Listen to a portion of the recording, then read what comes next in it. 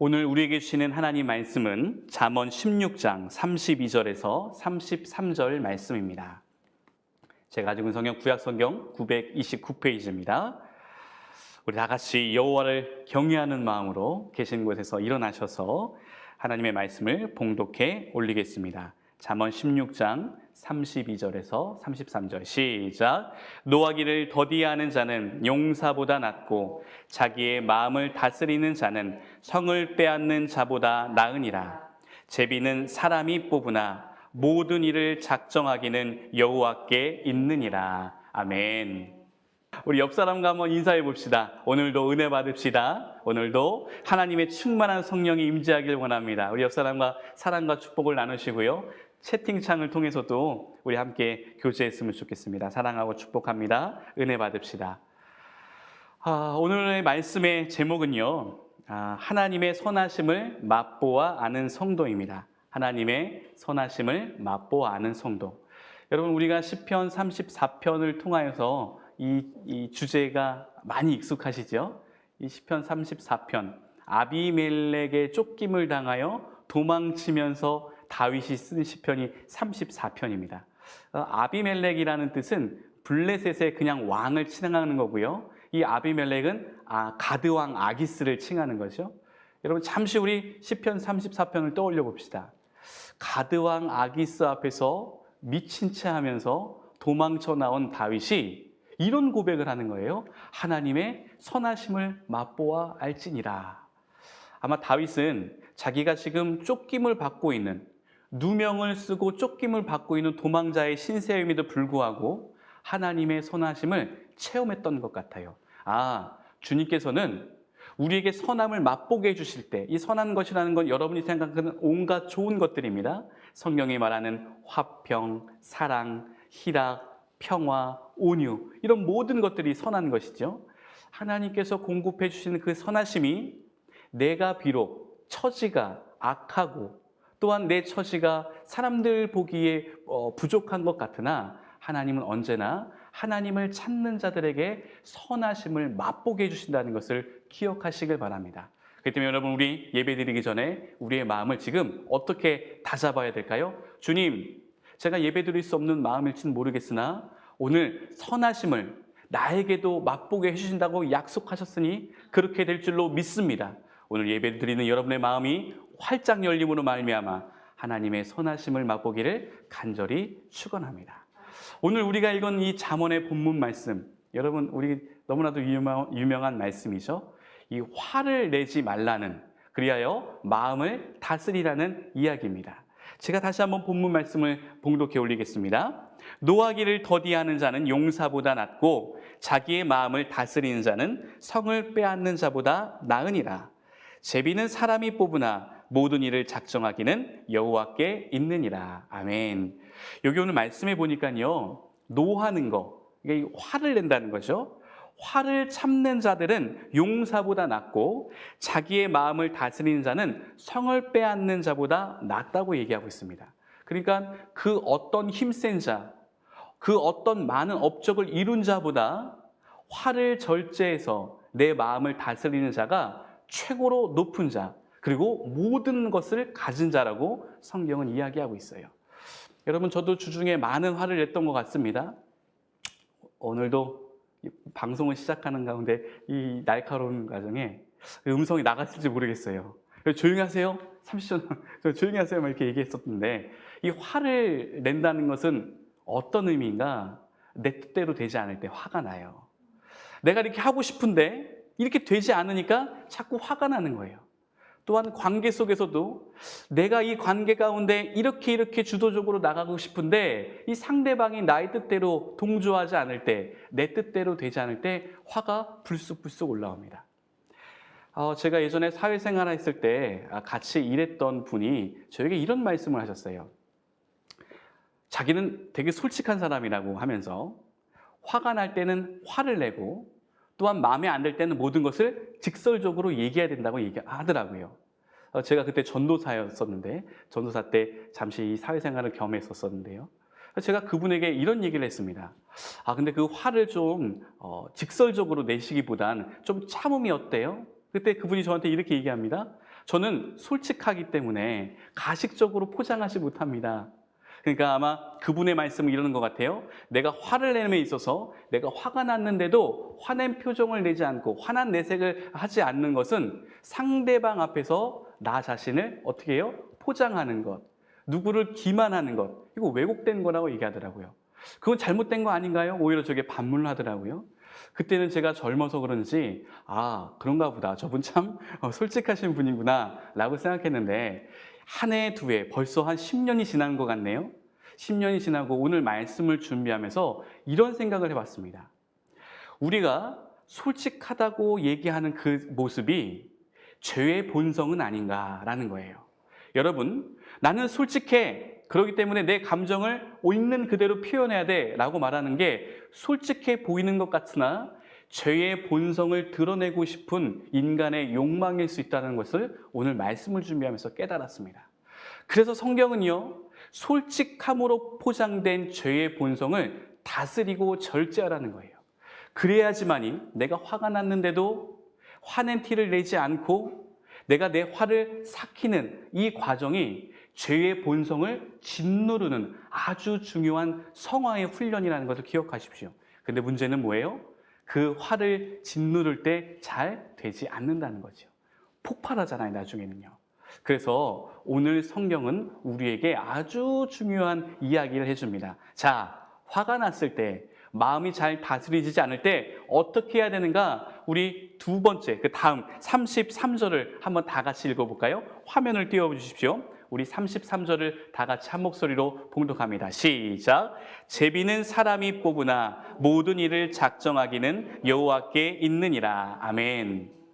여러분, 제가 서두에 이런 말씀 드렸습니다. 내 뜻대로 되지 않을 때 화가 난다고요? 그리고 그 화를 짓눌렀을 때 잘 되지 않으면 어떻게 돼요? 나중에 더 큰 모습으로 폭발합니다.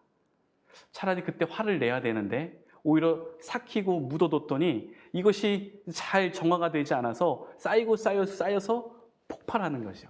근데 오늘 그 짓누름에 있어서 한 가지를 더 생각하는데 바로 하나님의 예비하심과 작정하심을 기억하라고 되어 있어요. 예능 프로그램 보면 복불복할 때 뽑기식으로 무슨 카드를 이렇게 뽑지요. 이것이 바로 제비입니다. 어떤 것을 결정할 때 이렇게 암흑처럼 생긴 그 천 안에 여러 가지 선택지를 놓고 거기서 아무거나 하나를 뽑는 거죠. 여러분, 우리는 선택지를 모르기 때문에 어떻게 보면 운에 맡기는 거죠. 복불복입니다. 운에 맡겨서 뽑는데 이 운에 맡겨서 뽑는 것 같으나 이 제비를 통하여서 어떤 일이 되어져 가는 것을 하나님은 다 작정하시고 이루어 주신다는 거예요. 그래서 오늘 성경은 이렇게 얘기합니다. 화가 날 때 짓눌러. 다시 말하면 너의 뜻대로 되지 않을 때 좀 짓눌러 봐. 왜? 하나님이 모든 것들을 완벽하게 이루실 거야. 요겁니다. 내 뜻대로 되지 않을 때 화가 나요. 저도 그렇습니다. 아직 저도 부족하기 때문에 이게 뭐가 되지 않으면 버럭버럭 화를 내요. 그런데 내 뜻대로 되려고 내가 내 뜻을 주장하려고 강력하게 액션을 취하다 보니까 화가 나는 거죠. 근데 이것을 이 모든 일, 이 모든 계획을 주님께 맡겨버리면 야, 하나님이 이루시겠지? 나보다 더 완벽하시고 전능하신 분이신 하나님이 내 모든 것들을 계획하시고 주장하시고 이끄시지? 그렇다면 맡겨야 되겠다. 여러분, 이런 마음으로 우리가 우리의 마음을 다스려야 될 줄로 믿습니다. 자, 그렇다면 여러분, 우리의 마음을 다스림에 있어서 하나님이 우리에게 응원의 메시지를 주세요. 우리 계속해서 비교 본문 한번 볼까요? 마태복음 5장 5절 말씀입니다. 마태복음 5장 5절 우리 화면을 통해서 보시길 바랍니다. 제가 마태복음 5장 5절과 11장 29절을 봉독하겠습니다.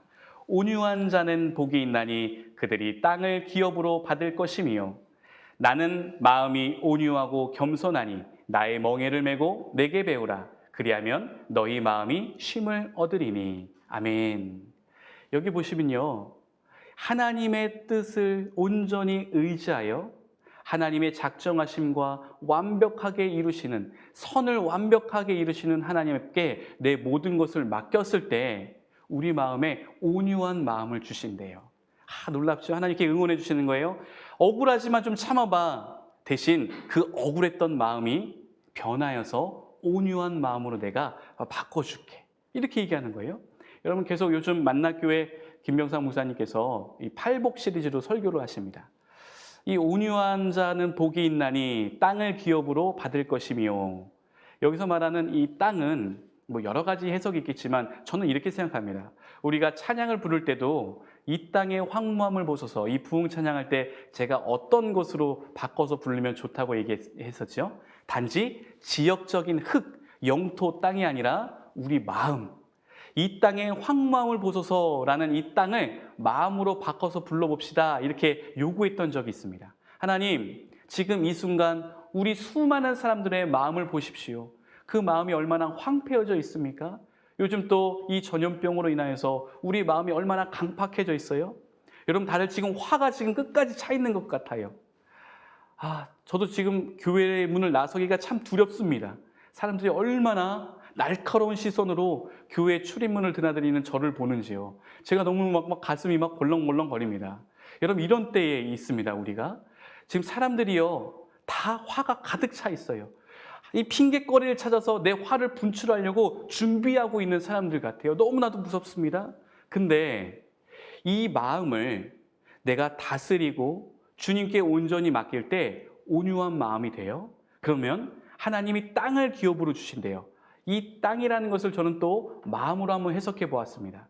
여러분, 내 마음이 온유해졌을 때 그 땅, 여러분 하나님이 그 땅을 주신다는 것은 어떤 의미였었냐? 천국을 이루시는 개념이었어요. 가나안 땅을 허락하신 것, 이스라엘 백성들이 땅이 없었을 때 그들이 고아와 같이, 또한 어린아이와 같이 약한 자로서 아무런 삶의 희락이 없고 천국이 아닌 좌절의 지옥의 삶을 살고 있었던 이스라엘 백성에게 하나님은 가나안 땅을 허락하셨어요. 그 땅은 천국을 이루는 땅이었어요. 오직 하나님의 말씀만을 청종하고 그 말씀을 내 머리에, 손목에, 문설주에 그 말씀을 기록하고 그 말씀을 행하려고 최선을 다할 때 아버지 하나님이 우리의 아버지가 되시고 우리는 그분의 자녀가 되므로 그 하나님이 다스리는 그 나라의 백성이 됩니다. 천국인 것이죠. 그래서요, 온유한 자에게 하나님이 주신 이 땅은 바로 내 마음 가운데 천국을 이루어 주신다는 거예요. 할렐루야. 야, 나는 그냥 주님께 맡기고 오늘 버럭 낼 수 있는 화를 참았을 뿐인데 하나님이 그 참는 자에게 온유함을 주시고 그 온유한 마음 가운데, 가정 가운데, 또한 사람과 사람들의 사이 가운데 천국을 이루어 주시는구나. 여러분, 씨 뿌리는 자의 비유 아시지요? 하나님께서 복음의 씨가 땅에 떨어졌다고 하지만 결국 그 땅은 마음이었어요. 여러분, 우리 마음이 온유한 마음이 되어 천국에 이루어지는 놀라운 역사가 있기를 간절히 축원합니다. 자, 그러면서요, 온유한 자들은 어떻게 온유해야 되는가 모델을 보여주시는데 예수님이 바로 그 모델이 되어주십니다. 마태복음 11장 29절입니다. 나는 마음이 온유하고 겸손하니 나의 멍에를 메고 내게 배우라. 그리하면 너희 마음이 쉼을 얻으리니. 아멘. 여기 예수님이 자신의 마음이 온유하고 겸손하다는 것은 무슨 뜻일까요? 제가 우리 앞에서 얘기했던 것처럼 이 잠언의 내용처럼 모든 것을 하나님께 맡겼어요. 예수님의 모든 공생의 삶은 아버지 하나님의 뜻을 이루기 위해 내가 나의 것을 주장하고 고집하기 위해서 살아간 삶이 아니라 온전히 예수님의 24시간, 하루의 24시간은 모두 다 하나님 아버지에게 드림으로 하나님 아버지가 역사하시는 시간으로 바꾸셨다는 거예요. 그런 마음이 온유하고 겸손한 것이에요. 여러분, 예수님이 지금 뭐라고 말씀하셨어요? 겸손하라고 얘기하셨습니다. 내가 내 것을 주장하고 남보다 높은 곳에 올라가기 위해서 그곳에 올라가서 낮은 자들을 구박하고 학대하고 조롱하고 뽐내는 자가 아니라 겸손하게 내 모든 것을 주님께로 맡기라고 얘기하고 있습니다. 여러분, 겸손한 자가 되시기를 바랍니다. 온전히 주님께 맡기는 자가 겸손한 자인 줄 믿습니다. 그런 자에게 어떻게 돼요? 쉼을 주신대요. 내가 너무 쥐고 살았구나. 이것도 해야 되고 저것도 해야 되고 이것도 중요하고 저것도 중요하고. 그러니까 어때요? 동분서주하죠. 여기도 갔다가 저기도 갔다가 이것도 했다가 이 생각했다 저 생각했다.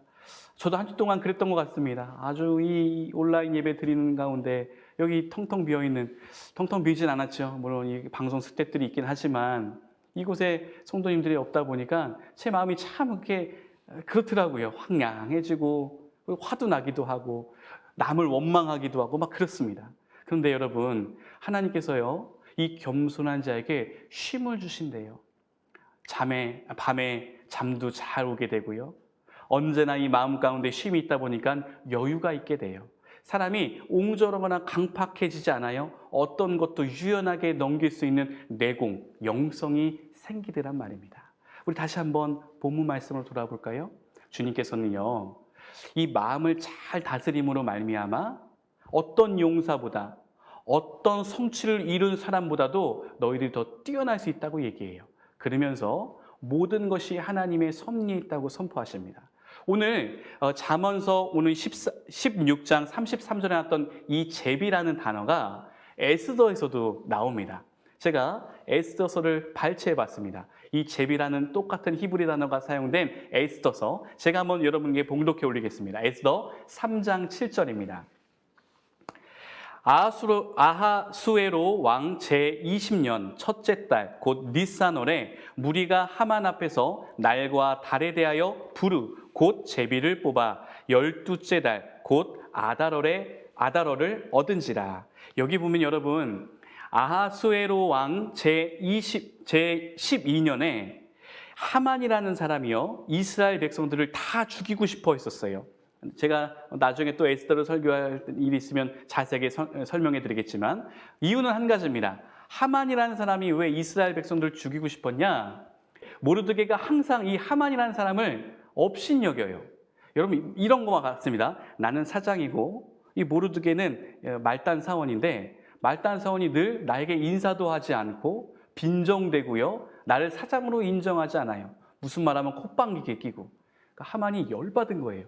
그래서 아수레로 왕에 가서 내가 이차저차 해가지고 왕을 잘 이렇게 구워 삶아가지고 이스라엘 백성들, 저 유대 사람들 다 죽이겠습니다. 근데 왕이 또 그것을 허락했어요. 그래서 하만이 집에 돌아와서 이렇게 자기 추종자들과 이렇게 회의를 합니다. 자, 제비를 뽑자.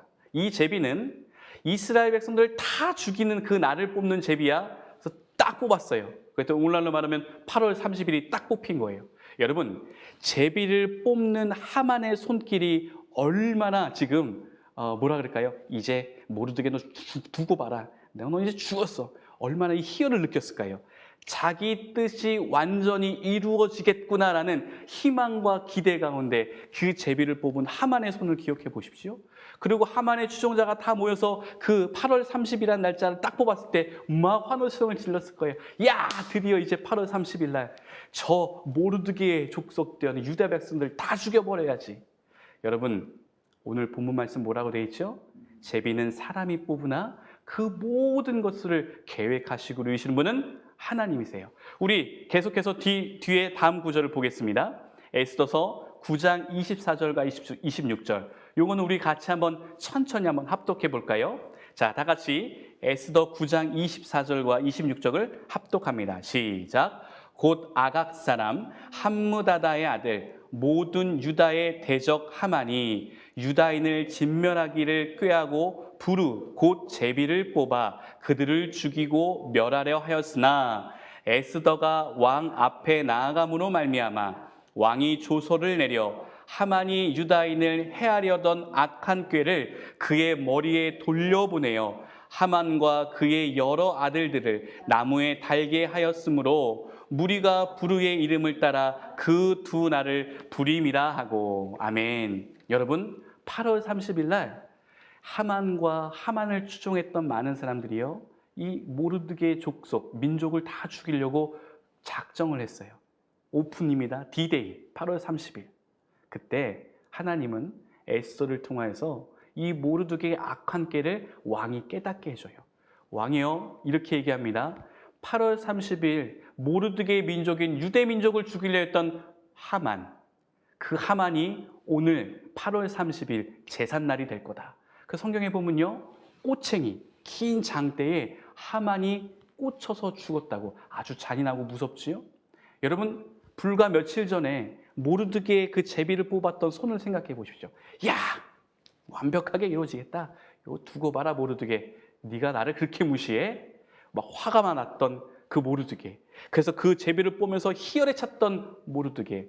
그러나 그의 악한 꾀와 마음을 다스리지 못했던 그의 제비는 모르드게를 죽이는 날이 아니라 자신의 멸망의 날로 변화된 것을 볼 수 있습니다.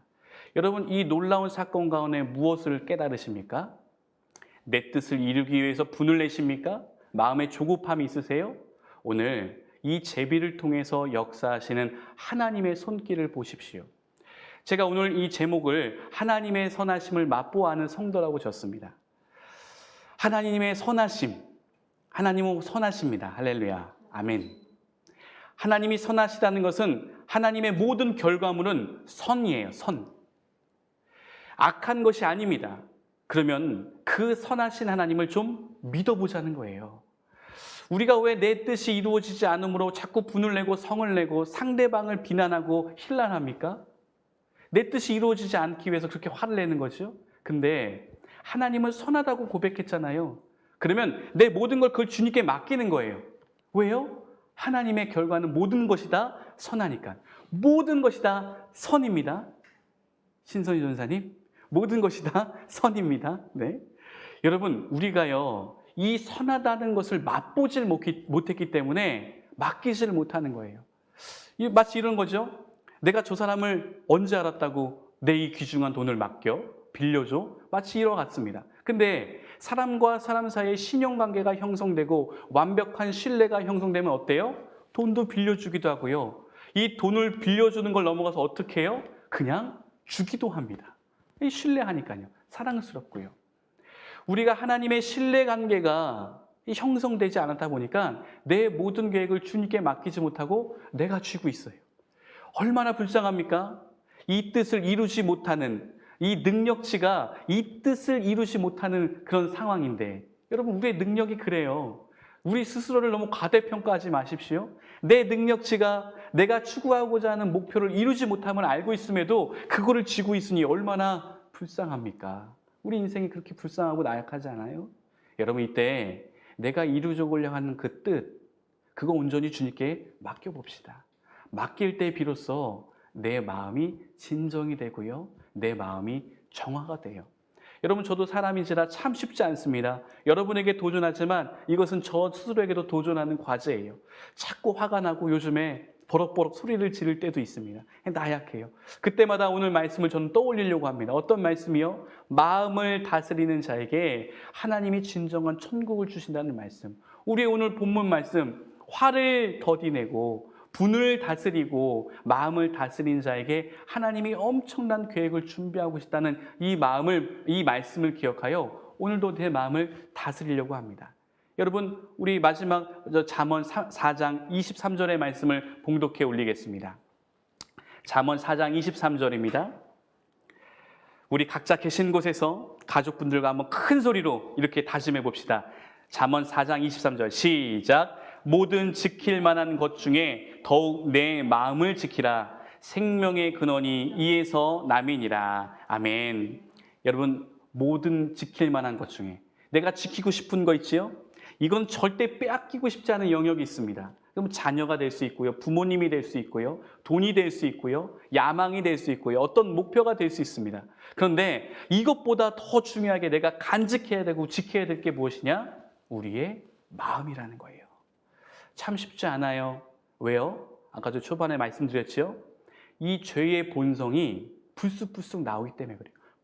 본능이에요, 여러분. 무의식 중에 나오는 게 본능입니다. 이 화를 내는 것은 죄된 본성이기 때문에 무의식적으로 우리가 하나님의 말씀을 의식하고 있지 않으면 불쑥불쑥 튀어나오는 거예요. 여러분, 화를 내는 거 솔직한 거 아닙니다. 죄의 본성을 드러내고 싶은 것이 솔직한 게 아니에요. 우리는 그것을 다스려야 돼요. 난 지금 화가 났는데 어떻게 화나지 않는 표정을 짓습니까? 그건 너무 가식적인 거 아니에요? 저는 가식적인 사람보다 솔직해진 사람이 되고 싶어요. 10년 전에 그 선생님의 말씀이 전 떠올랐어요. 선생님이라고 말했네요. 같이 일했던 그 선생님이신데 어쨌든 그 10년 전에 그 선생님의 말씀이 떠올랐는데 그 선생님의 말씀은 오늘 주님의 말씀에 빗대면 이런 말이에요. 내가 죄의 본성을 드러내고 싶은데 이 죄의 본성을 다스리는 것은 가식인 것 같아요. 저는 솔직한 사람이 되어 죄의 본성을 날마다 드러낼게요. 라고 한 말과 똑같더라고요. 그분이 교사인데 이 방송을 볼 줄 모르겠습니다. 말 조심해야 되는데. 자, 어찌됐든 여러분 근데 그게 비단 그 선생님의 말씀이겠습니까? 우리도 그럴 때가 있잖아요. 똑똑한 사람인 것 같은 모습. 내가 이렇게 아주 정확하게 얘기해야지. 내가 아주 정확하게 비판해야지. 이런 마음이 누군가를 죽이고 있진 않은가 살펴봅시다. 내 솔직한 감정이라고 드러내는 그 감정이 누군가를 살리길보다 죽이고 있진 않습니까? 무릇 지킬 만한 것 중에 내 마음을 지켜라. 생명의 근원이 그 지킨, 내가 전에는 아두나에서 포장이라고 생각했던 그 진리가 생명을 이룬다는 것을 기억하십시오. 말씀 한번 정리해 보겠습니다. 오늘요, 제가 이 본문 말씀을 준비하면서 이런 제목을 붙이려고 했었어요. 분을 다스리는 자가 됩시다.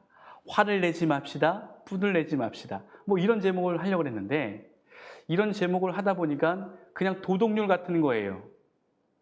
내가 화를 내지 않을 수 있는 이유, 내가 내 마음, 이 분난 마음을 완벽하게 다스릴 수 있는 비결은 하나님의 선하심을 맛보아 안 사람이 하나님의 선하심을 맛보아야지만이 그렇게 할 수 있다는 것을 깨달았습니다. 그래서 본문 제목을 바꿨어요. 마치 시편 34편을 설교하는 것처럼.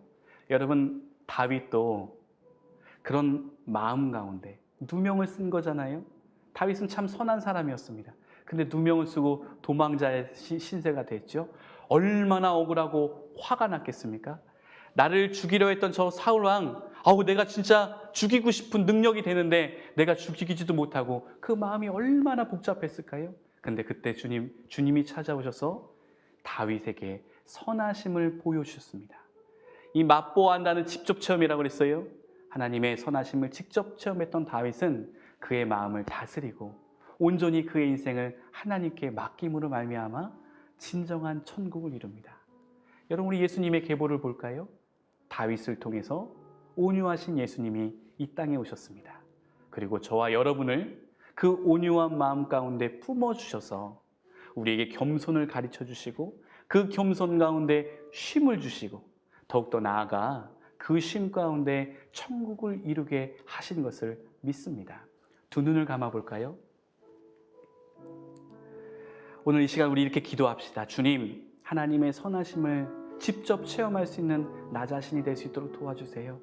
코로나19 때문에 이 화가 머리끝까지 나여 있는 나와 내 이웃들, 이 시간 하나님의 선하심으로 말미암아 온전한 마음으로 변화시켜 주시옵소서. 우리 이와 같은 마음으로 간절히 결단 기도하겠습니다. 기도합시다. 사랑의 하나님, 주님께 모든 것을 의지하고 맡깁니다. 제비는 사람이 뽑으나 모든 일을 작정하시는 여호와 하나님,